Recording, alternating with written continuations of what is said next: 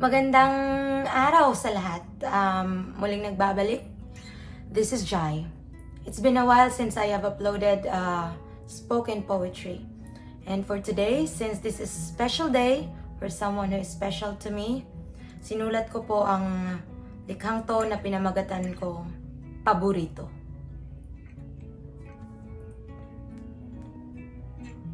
Ito, kwento ko sa inyo. Gumawa ako ng tula sa unang pagkakataon. Unang pagkakataon sa matagal ng panahon. Ginawa ko ang tulang ito dahil sa eksaktong araw na ito, Marso, nahanap ko ang kumompleto sa balangkas ng kwento ng aking puso, ang aking paborito. Natutunan ko na kahit sa pananahimik may pag-ibig. Hindi sa lahat ng panahon kailangang ipagsigawan, ngunit iba ito. Espesyal to, kaya kwento ko sa inyo. Hayaan nyo na ako. Akala ko noon ako'y titibo-tibo, malamoyra, kumbaga. Di ko kasi makita ang kalma, gaan at yung sinasabi nilang pahinga. Tingin ko napakakomplikado namang maghanap ng tamang tao sa mali at nakakapagod na mundo. Sabi nga ni Juan Carlos, 3 bilyon, ikaw lang ang aking gusto. Pero mas komplikado pala na sa bilyong taong ito, wala kang ginugusto. Hanggang sa dumating yung Agosto, kaarawan ko, kung saan ko siya unang nakilala. Pagkaing dagat ang dahilan, paborito kong isda dinala niya sa aming tinitirhan. Sa kanyang pagdating, binati ako ng magaganda niyang mga mata. Mga tingin na tumawag ng natutulog kong pandama. Ang bagal.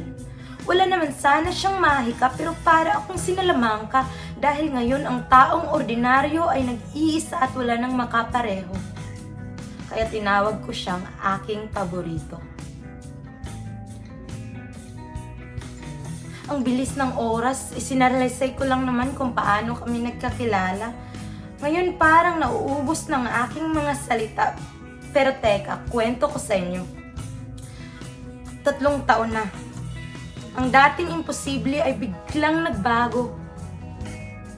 Ang corny pakinggan pero umibig ako sa di malamang dahilan na kumbinsi at nagpakampante. Nagmahal ng hindi natatakot. Ang tagal ko tong hinintay. Ngunit maaga pa para malaman kung kami talaga ng paborito ko sa isa't isa. Pero palagi kong dasal, kung hindi man itong para sa akin, hindi na sana humaba pa, hindi na sana ako dumepende sa pag-ibig lang niya dahil mas may mahalaga pa sa dulo ng katapusan. Ngunit, kalma.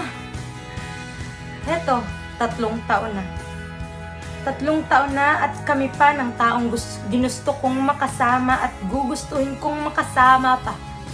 Totoo pala, hindi sayang ang paghihintay sa pagmamahal na panghabang buhay. Sa paborito ko, sa saya, luha, sakit, galit, lungkot, lumbay at pagkapigo, tagumpay at paglago, sa pag-effort, pagpupursu at pagpipray mo araw-araw.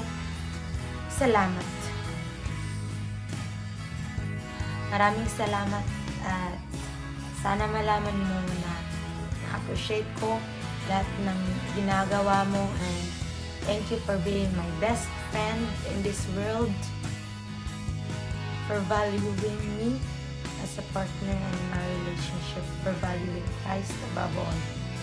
And to all who are watching, remember na kapag si Kristo ang life mo, siya ang bahala sa life mo. Kaya huwag kang matakot. Huwag kang malungkot. Ayos. Just leave it up to Him. Surrender.